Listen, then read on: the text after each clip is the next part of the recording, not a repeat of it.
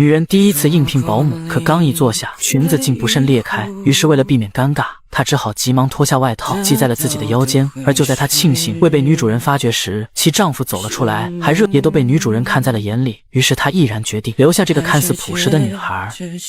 Would you like the job? Yes. Good. 而这份工作不仅报酬丰厚，其工作内容也很简单，只需要陪伴他瘫痪的儿子聊天解闷即可。听到这里，伊莎的喜悦之情不由得溢于言表。然而她不知道的是，自己高兴的还为之尚早。第一次与老板见面，她就被老板怪异的模样惊呆。William， 原来这份高薪的工作也并非女主人说的那么简单。直到老板不经意间瞥见了那裂开的裙角，他这才停止了刚才的丑态。原来威尔并不想接受陪护，并且已然用这种方式吓跑了多名前来的应聘者。而伊莎原本也不想留下，可家里窘迫的处境却逼着她不得不面对现实。不仅父亲被迫下了岗，而母亲也需要照顾生病的外公，就连姐姐还想要继续完成大学学业。于是家里所有的重担自然而然地落到了伊莎的头上，她不得不接受这份看起来薪资还不错的工作。于是第二天，伊莎如期前来上班，可当她走近一看，威尔却眼神紧闭。无论他如何尝试唤醒老板，可他却仍旧没有丝毫的反应。原本以为又是老板的恶作剧，直到威尔的专属医生前来，才得知威尔无法如正常人一般排汗，稍微的一丝着凉都有可能危及其生命，为何还有想要轻生的想法？直到这天，他无意间听到了威尔父母的吵闹声，原来他们的儿子将在6个月后被执行安乐死，而这正是威尔自己的想法。父亲希望尊重儿子的决定，可母亲却无法坦然接受。 It's his choice. This is what he wants. He's my son! Yes, he's my son too! You know how much pain he's in. 此刻伊莎才恍然大悟，原来她的合同期限之所以只有6个月，竟是因为这也是威尔生命的最后篇章。得知真相后的伊莎开始心不在焉，她无法与一个即将离世的灵魂终日的朝夕相伴。于是她找到了自己的姐姐，将想要离职的想法告诉了她。可姐姐却认为，如今家里正捉襟见肘，并不是辞职的好时机。而这份工作不仅仅可以带来高回报，还可以利用工作的便利让威尔改变轻生的想法。而伊莎也如梦初醒，或许她的工作不再是保姆这么简单，而是可以挽救一个人的生命。于是在往后的日子里，每次出现在威尔的面前时，伊莎都像极了一只花蝴蝶。 Good morning.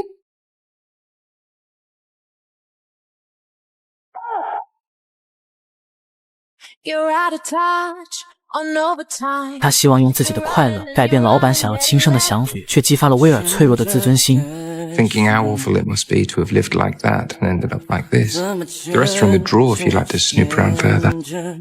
这天，他在喂老板吃饭时，可却不慎洒落了一裤裆。虽吹干了裤裆，可却仍旧没有温暖威尔那颗冰冷的心。直到不久后，威尔的女友和好兄弟前来探望，而这原本是件高兴的事，可却从他们的言语中得知，昔日相爱的女友已与他最好的哥们走到了一起。威尔努力地维持着表面的平静，仿佛这一切都与他毫无干系。可下班后，他急忙将此事分享给了男朋友，原本只是想共情下老板的悲惨遭遇，然而史上最荒诞的行为，却莫过于期望别人与自己感同身受。果然，男朋友听后也只是当作笑话一听而过，甚至还打趣老板该如何生小孩。第二日上班，伊莎主动的修补起昨日摔碎的相框，想要给老板一个惊喜。然而让她没想到的是，看到修不好的相框，威尔的脸上不仅没有丝毫的愉悦，反而从口中吐露的是一连串极其尖锐的言语。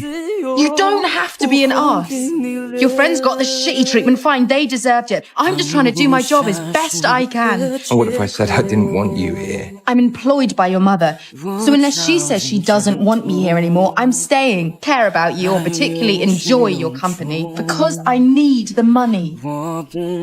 这是伊莎第一次反抗老板，但自此以后，威尔对伊莎有了不一样的看法。他开始想要了解女孩的一切，于是这天晚上，他邀请了伊莎一起看电影。电影十分精彩，但威尔的目光却时不时地落在了伊莎的身上。直到影片落幕时，伊莎依旧沉浸在电影中难以自拔。Did you like the film? I loved it. 此刻，威尔的嘴角不由得微微上扬。没想到伊莎竟与自己有共同的喜好，也正因如此，他们的关系也在悄然发生着变化。 Where did you pick up your exotic taste? 原来他原本的梦想便是做一个服装设计师，可由于家境贫寒，梦想也不得不暂且搁置。 You need to widen your horizons, Clark.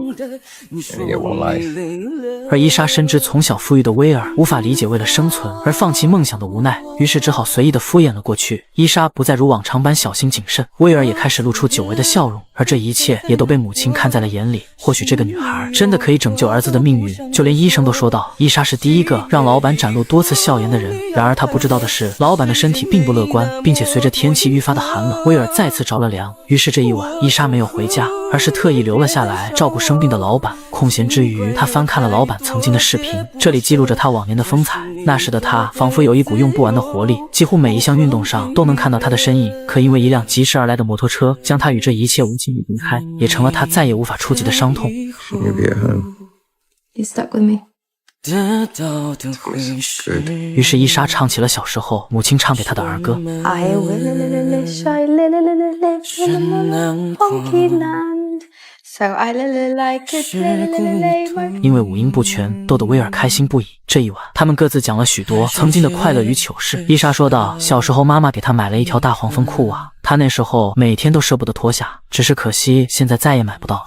然而伊莎不知道的是，威尔已将她说的话都记到了心里，而他们的心也开始渐渐地向彼此靠近。第二日清晨，在一缕温暖阳光的照耀下，伊莎第一次决定帮威尔剃除胡须，而随着剃须刀轻轻划过，并随着最后一缕胡须的脱落，一张英气逼人的脸庞逐渐显现。伊莎也不由得看得着迷。原本以为日子会这样简单平凡地过下去，可随着一封瑞士的信件到来，却打破了这份宁静。威尔还是没有放下离开的念头，而伊莎也陷入了莫名的痛苦之中。于是她再次找到了姐姐，诉说了内心的想法。既然改变不了老板的决定，那么不如帮助威尔。第二天，他怀着试试看的心态找到了威尔的母亲。然而没想到的是，当得知伊莎想要做医院清单时，其父亲与母亲竟都对伊莎的决定表示了同意。 Let him do it for himself.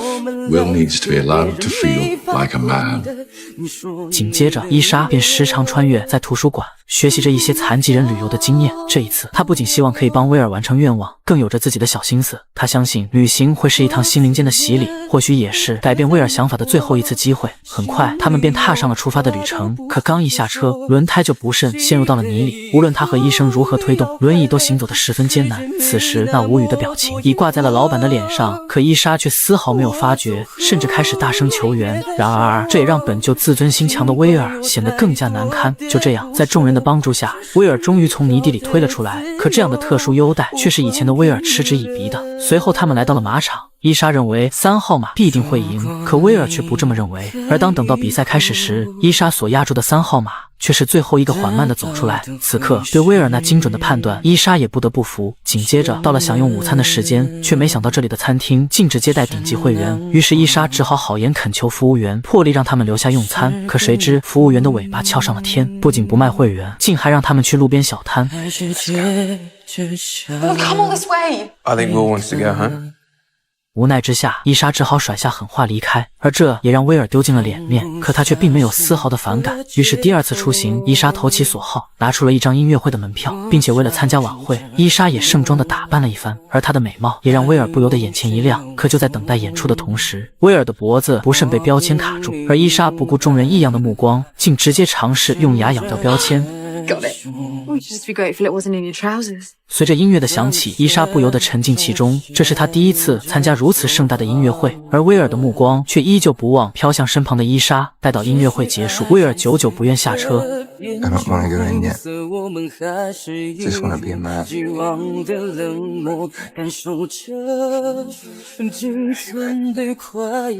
他们就这样静静地待在车内，仿佛只有在此刻，他才能找回一丝男人的尊严。很快到了伊莎生日的当天，威尔也受邀来到了伊莎的家中。而就在生日会进行到一半时，伊莎的男朋友才慢悠悠地到来。可见到伊莎贴心地为老板食物和擦去嘴角的残渣时，一股莫名的酸楚在他的心头油然而生。饭后，大家都为伊莎精心准备了生日礼物，而男朋友的礼物原本应该是特别的存在，可打开包装一看，项链上却是男朋友自己的名字。或许他爱伊莎，但似乎他更爱自己。紧接着到了威尔的礼物，只是那精美的蓝色礼盒便已然将男友的礼物打败。再打开一看，里面竟是……经此一番，男友那心头的酸楚也愈发的浓烈。于是在临走前，男友故意将伊莎搂在了怀里。 You're a lucky man.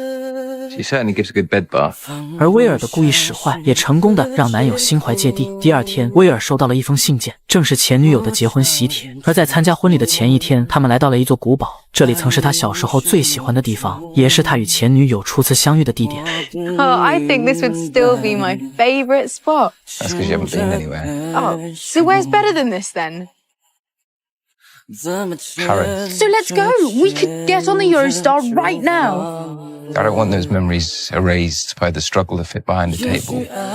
并且那里也没有可以给他的轮椅充电的地方。伊莎听后，她的眼神中闪烁着一丝忧伤与理解。虽然他们的身份不同，但那种极致的无力感却是感同身受。然而伊莎怎么也不会想到，威尔除了带她看美景，还有一个精心准备的礼物。当伊莎下班回家后，才得知父亲已找到了工作，而工作的地点正是那座古堡的管理员。于是他疑惑地给威尔打去了电话。I thought you'd be pleased. And it means... It means what? It means that one day you can go off and spread your wings without worrying about everyone else. Be yourself first. 很快，前女友的婚礼便如期而至。可看着前女友穿婚纱的模样，还是让威尔的心头不由得泛起一丝感伤。如果那次意外不曾发生，或许结果又会变得不一样。而在婚礼的间隙，一位阅历丰富的女士说道：“新娘的眼光并不好，虽然新郎体格健壮，却不是什么好人。而威尔虽然残疾，但是人品却并不差。”到了舞会时刻，伊莎当作众人的面坐进了威尔的怀里，他们就这样在舞池中央跳舞。这一刻，仿佛他们就是真正的情侣。Do you know something, Clark?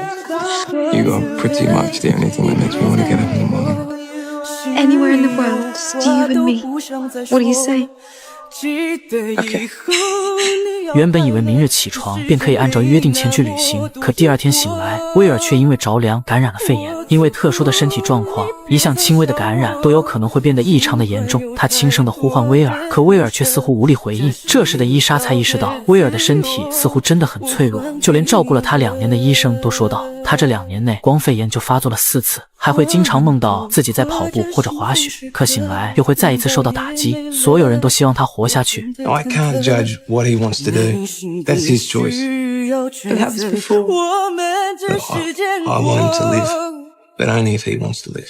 可伊莎还是无法接受威尔的决定，于是打算等威尔恢复后，带他继续踏上一场神秘的旅程。但这一次，他希望医生也要跟随一起去，而医生也没有拒绝。可伊莎的男友却坚决反对他的计划，他认为伊莎的关心已然超过了他的职业范畴。But he needs me. I know. I'm sorry.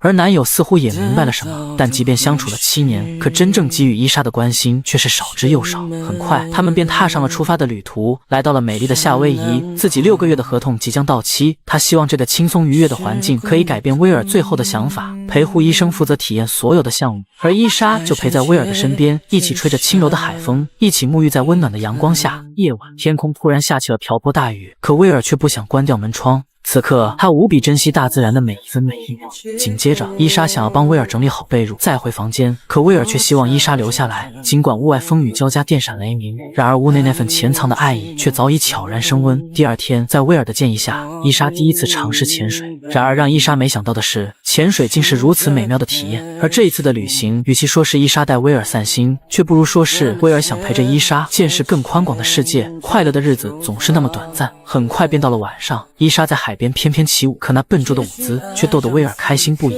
此刻伊莎坚信，威尔一定不会再放弃生活下去的勇气。I have to tell you something. You know about this. Listen, I know this is not how you would have chosen it. You never saw me before. I can't be the kind of man who just accepts this. 伊莎试图劝解威尔不要放弃，因为你这半年我仿佛变成了全新的人。可更因为如此，威尔才更加不愿拖累伊莎，也不愿成为任何人的累赘。他还是没有改变去瑞士的想法。Come with me. No. You're so selfish. And now you want me to come and watch the worst thing you could possibly imagine. I wish I had never taken this stupid job. I wish I had never met you. Louisa! 第2日，他们踏上了回家的旅程，而原本笑容满面、叽叽喳喳的伊莎，一路上却没有说一句话，即便对方就在眼前。不一会儿，他们便顺利地到达了家乡，而看着儿子满脸开心的模样，他们都以为威尔改变了想法。父亲兴奋地邀请伊莎留下共进晚餐，可早已心碎的伊莎随即却转身离去。他们这才意识到，结果可能并不好，无法改变威尔的决定，这让伊莎陷入到了无尽的痛苦之中。而父亲则告诉她，想改变别人并不容易。And what can you do? You love them. No one could have done more than you. 既然改变不了，那么不如好好的去爱他。于是他怀着沉重的心情踏上了送别爱人的旅途，而这也是威尔最后的愿望。然而当他鼓足勇气敲响房门时，没想到大家并没有想象中的那么悲伤。或许面对威尔的抉择，只有这样坦然的面对，才是对威尔最大的爱意。伊莎打开了房门，阳光洒在了威尔的脸上，随后两人相拥在一起。伊莎贪婪地感受着威尔的心跳和体温，说不出一句话，可威尔却唱出了伊莎之前唱过的童谣。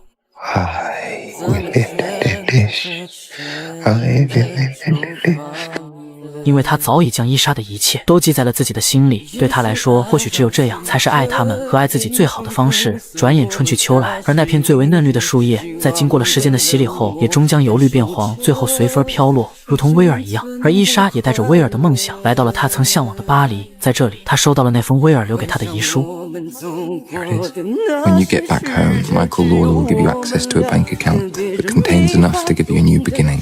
Start panicking. It's not enough for you to sit around for the rest of your life, but it should buy you your freedom.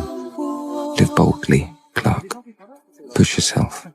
Wear those stripy legs with pride. Knowing you still have possibilities is a luxury. Knowing I might have given them to you has eased something for me. You are sword on my heart.